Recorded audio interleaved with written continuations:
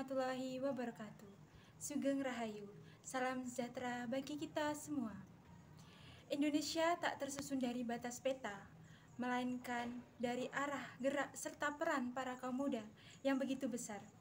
Dewan Juri yang terhormat, perkenalkan, nama saya Intan Sari dari Universitas Islam Negeri Raden Mas Said Surakarta. Dengan bangga mempersembahkan batik empon-empon sebagai inovasi pemberdayaan rempah-rempah dari produk lokal di Indonesia.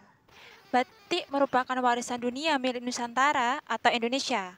Pada tanggal 2 Oktober tahun 2009, oleh UNESCO telah menetapkan batik sebagai warisan kemanusiaan untuk budaya lisan Danau Bedawi. Hasil tersebut sangat relevan dengan fenomena masyarakat Indonesia yang menggunakan budaya batik sebagai pakaian acara formal maupun non-formal. Di generasi Z ini masih minimnya masyarakat, minat dan kecintaannya terhadap batik-batik di Indonesia. Padahal dapat diketahui batik sudah cukup terkenal di kancah internasional dengan harga yang cukup tinggi. Dengan hal ini akan menjadikan sebuah peluang untuk mengoptimalkan perekonomian bangsa dengan produk lokal, salah satunya batik. Batik memiliki banyak motif dan filosofi yang begitu banyak. Perbedaan motif ini juga menjadikan faktor harga jual di pasaran. Semakin tingginya kualitas dan keunikan motif tersebut, maka akan semakin tinggi pula harga jualnya. Oke, permasalahan dan solusinya di perusahaan kami. Permasalahan yang pertama yaitu minimnya kecintaan dan minat masyarakat di Indonesia, khususnya anak muda. Kemudian yang kedua, Indonesia yang terkenal sebagai penghasil rempah-rempah yang cukup melimpah.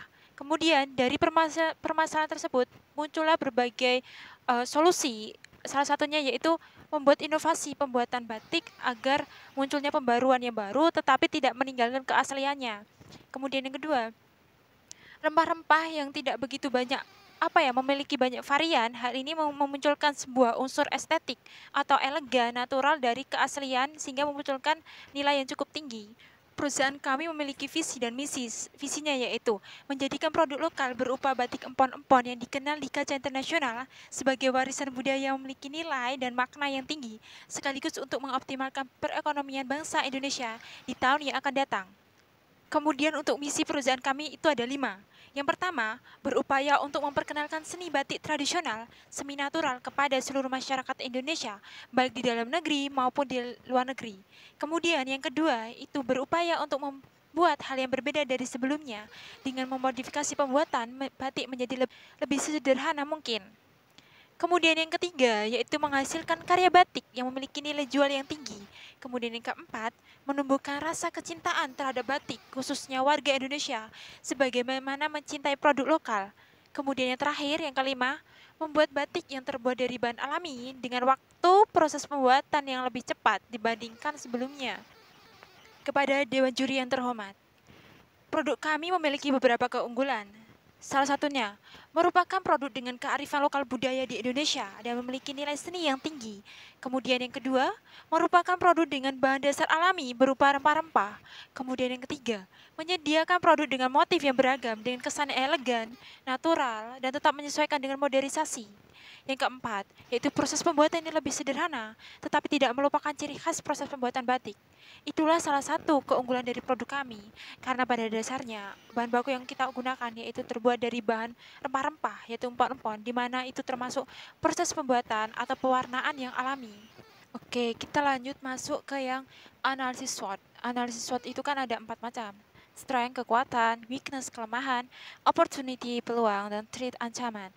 Oke, di dalam perusahaan kami itu ada kekuatan, yaitu salah satunya kualitas mutu produknya yang berkualitas tinggi, motif dan warnanya yang elegan dan natural sehingga dapat menarik konsumen.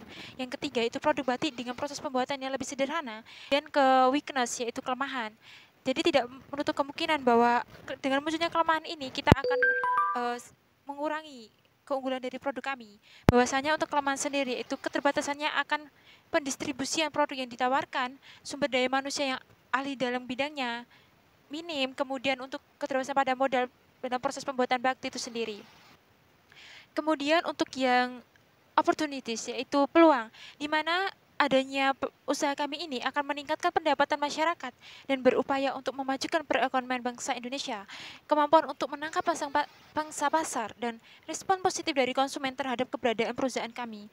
Dan untuk threats, yaitu ancaman, di mana akan memunculkan pesaing-pesaing baru dengan produk yang sama. Kemudian kedua, yaitu kurangnya minat masyarakat pada produk kami, mungkin karena itu terlihat kuno ataupun yang lainnya.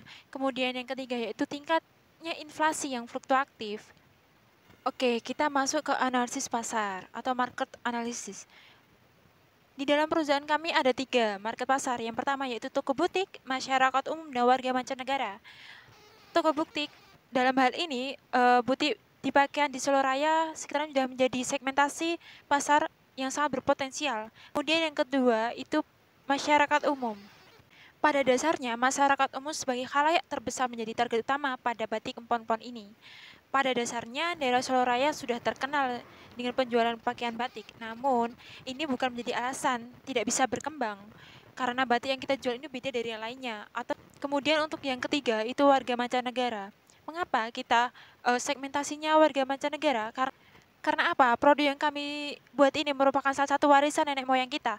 Maka dengan ini kita dapat menarik warga mancanegara untuk tertarik membeli produk yang kami tawarkan. Kemudian kita masuk ke analisis business plan. Ini ada 4 macam, yaitu product, parts, plates, dan promotion. Oke, kita lanjut ke analisis proses. Jadi di dalam proses pembuatan batik ini ada 7 caranya. Yang pertama itu pemotongan kain, penempelan rempah-rempah, pemanasan dan penggosokan, kemudian kita lanjut dengan penembokan atau pembatikan, kemudian kelima pewarnaan, dan keenam penglorotan, dan yang terakhir itu pencucian atau penjemuran. Kemudian kita masuk ke analisis finansial. Oke, di dalam perusahaan kami itu membutuhkan pada permodalan awal itu sebenarnya 9 juta, di mana ini merupakan salah satu iuran dari masing-masing manajer, direktur, dan pinjaman dari bank. Biaya operasi untuk aset tetap itu sebesar 19.470.000. Kemudian kita masuk ke analisis sumber daya manusia, bahwasanya pemanfaatan kinerja untuk generasi muda ini sangat harus atau berkompeten pada bidangnya. Dengan hal ini kita dapat memiliki skill dalam bidangnya, dan kemudian untuk mengisi jabatan memiliki latar belakang keilmuan, skill, dan kompetensi yang sesuai. Jadi untuk proses pembuatan atau proses produksi ini dapat berjalan dengan lancar. Karena apa? Karena sumber daya manusia yang kita gunakan itu sudah berahli dan kompeten dan dalam bidangnya. Jadi kesimpulannya, batik dijadikan sebagai penggerak ekonomi bangsa khususnya di Indonesia sebagai kearifan lokal dan bisa menyumbangkan devisa yang cukup besar bagi negara Indonesia, serta dapat mengurangi pengangguran, dan kami berupaya agar batik dapat mencapai di kancah internasional dan menarik investor untuk menanamkan modalnya untuk usaha kami agar apa yang kami harapkan dapat terwujud dengan nyata. Orang-orang muda yang mau bekerja keras untuk mewujudkan sesuatu adalah salah satu kekuatan yang paling kuat di dunia. Jadi jangan pernah takut untuk mencoba. Sekian dan terima kasih. Wassalamualaikum warahmatullahi wabarakatuh.